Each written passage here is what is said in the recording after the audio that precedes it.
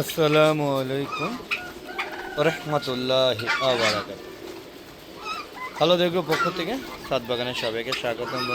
বন্ধুরা সবাই কেমন আছেন? আশা করি সবাই ভালো আছেন, নিরাপদে আছেন, সুস্থ আছেন। চলে আসলাম সকালবেলা আবারও তাদের হাঁস মুরগিদেরকে শেড থেকে বের করে খাবার দিলাম সেই ভিডিওটা নিয়ে। তো দেখতে পাচ্ছেন টার্কি মুরগিগুলো একসাথে বসে এই পাত্রে খাবার খাচ্ছে। পাশাপাশি এই যে রাজহাঁসগুলো এদিকে ঘুরে ঘুরে বিভিন্ন পাত্রে হানা দিচ্ছে। আপনারা একটু দেখুন, ওই দেখেন ইতি মুরগির ধরনের দিল, দেখতে পাচ্ছেন। এই দেখেন রাজহাঁসের ক্ষমতা বেশি, তাই সে চারিদিকে ঘুরে ঘুরে সব পাত্রে খাবারের ভাগ বসে, তোমরা দেখতে পাচ্ছেন। পাশাপাশি আমার মিশরি ফার্মি যে মুরগিগুলোকে ওরা এখনও ভয় পাচ্ছে, ওদের সেট থেকে মুক্ত করে দিয়েছে বেশ কয়েকদিন ধরে। তো দেখতে পাচ্ছেন সবগুলো এক কাতারে বসে, সব একসাথে বসে আছে। এরা ভয় পায়, এখানে থাকে। আবার যখন খাবার দিই তখন আবার এসে ক্ষুধা লাগলে খায়। আশা করি আস্তে আস্তে স্বাভাবিক হয়ে যাবে। আপনারা দেখতে পাচ্ছেন সকালবেলা একটু বেশি করে। আর একটু দেখেন যে টার্কি মুরগিগুলো দেখেন কোথায় বসে, এই দেখেন। আমি এখানে ফসল লাগানোর জন্য অলরেডি শেডগুলো মানে কি বলে ক্যারেটগুলো করে রয়েছে। এখানে ধনিয়া পাতা অথবা ডাঁটা শাক লাগাবো একটা। দেখেন এখানে এখনও প্রস্তুতি নেই, মাত্র প্রস্তুতি চলছে। আর এটার মধ্যে দেখেন ধনিয়া পাতা অলরেডি শুরু হয়ে গিয়েছে। তো এগুলো কালকে বসানো হয়েছে। দেখেন এখানে টার্কি মুরগিগুলো এসে এনজয় করছে, বাইরে প্রকৃতি দেখছে। আপনি একটু খেয়াল করে দেখেন কত সুন্দর না বন্ধুরা। আর শীতের সকাল বুঝতেই পারছেন, প্রকৃতি অনেকটাই কুয়াশা নেই, কিন্তু ঠান্ডা আছে, ভালোই ঠান্ডা।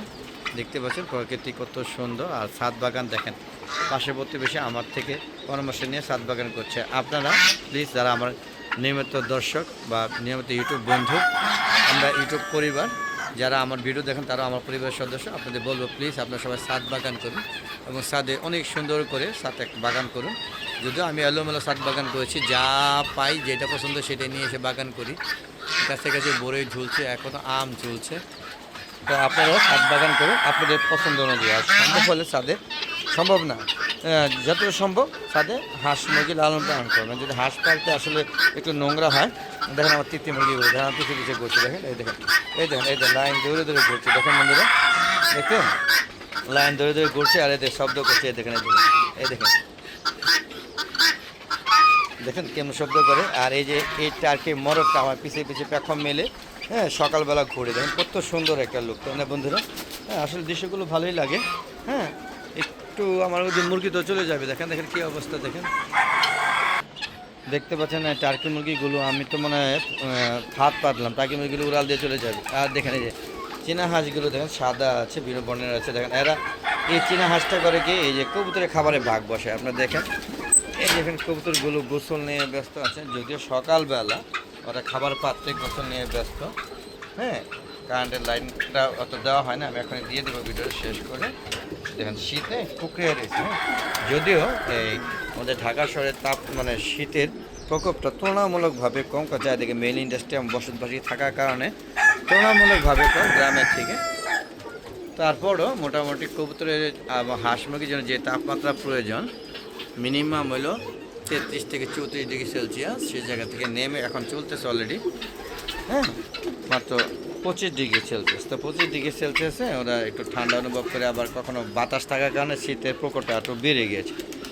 দেখতে পাচ্ছেন আমি বাল্বগুলোর মধ্যে যাতে কবুতরে না করতে পারে, ওই যে মল ত্যাগ করে বাল্ব নষ্ট হয়ে গেল, তাই ওদেরকে এই জায়গায় আমি ওদের কী বলা হয় প্রোটেকশন দিয়ে দিয়েছি যাতে মল ত্যাগ করে নষ্ট না করতে পারে। তারপরেও কিন্তু তারা দেখেন মল ত্যাগ করে নষ্ট হয়ে যায় এবং বাল্বগুলো ফিউজ হয়ে যায় এবং প্রচুর বাল্ব লাগে।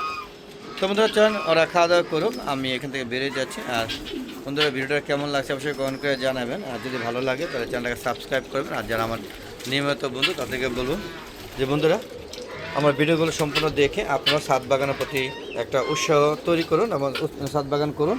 আর পাশাপাশি আমার ভিডিওটা শেয়ার করে সবাইকে দেখার সুযোগ করে দিন, যাতে সবাই ছাদ বাগানের প্রতি উদ্বুদ্ধ হয় এবং সাথে হাঁস মুরগি লালন পালন করে। অনেক বন্ধুরা আছে বন্ধু, তারা বলুন ছাদ নোংরা। আমার ছাদ নোংরা, আমি সময় পাই না ব্যস্ততার কারণে। তারপর চেষ্টা করি পরিষ্কার করে জন্য, কিন্তু যে হাঁসগুলো পালি, এই হাঁসগুলো পালার কারণে এই সমস্যাটা বেশি হয়, যে মল ত্যাগগুলো হয় বা নোংরা হয়। তো বন্ধুরা আপনারা পরিষ্কার পরিচ্ছন্নভাবে ছাদ বাগান করবেন, আর আপনাদের সুন্দর পরামর্শ কিন্তু আমার কষ্ট লাগে না, ভালোই লাগে, আমি সাদরে গ্রহণ করি এবং এরকম সুন্দর সুন্দর পরামর্শ দেবেন।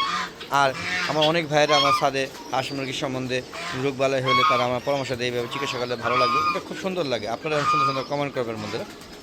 বন্ধুরা আমার একটা ফেসবুক পেজ আছে মিজান এগ্রো বিডি, ফেসবুক পেজটা প্রথমে ফলো করে তারপর সম্পূর্ণ ভিডিও দেখে শেয়ার করে সবাইকে দেখার সুযোগ করে দেবেন। আর ফেসবুকের ভিডিওগুলো সন্ধ্যা 6টার পরে আপলোড করে থাকে, আর ইউটিউব চ্যানেলের ভিডিওগুলো শীতকালে 4টার পরে এবং গরমকালে 3টার পরে আপলোড করে থাকি, সেটা দেখা আমন্ত্রণ জানিয়ে আজকের মতো বিদায় নিচ্ছি। সবাই ভালো থাকবেন, সুস্থ থাকবেন, নিরাপদে থাকবেন, আর ছাদ বাগান করবেন, আর ছাদের প্রতি ভালোবাসা ছাদটাকে ফেলে না রেখে ছাদে সুন্দরভাবে পরিকল্পনাভাবে ছাদ বাগান করুন।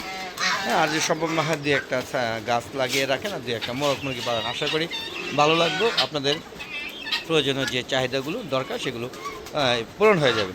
তা আজ আর না, চলে যাচ্ছি, সবাই ভালো থাকবেন, সুস্থ থাকবেন, নিরাপদে থাকবেন, এই আশার থেকে আজকের মতো বিদায় নিচ্ছি বন্ধুরা। আসসালামু আলাইকুম ওয়া রাহমাতুল্লাহি ওয়া বারাকাতুহু। বন্ধুরা আবার দেখা হবে নতুন কোনো পর্ব নিয়ে, নতুন করে ভিডিও নিয়ে, নতুন কোনো সময় নিয়ে। ততক্ষণে ভালো চ্যানেলের পাশে থাকুন। দেখুন কত সুন্দর তিতির মুরগি বন্ধুরা। খোদা হাফেজ, বিদায়।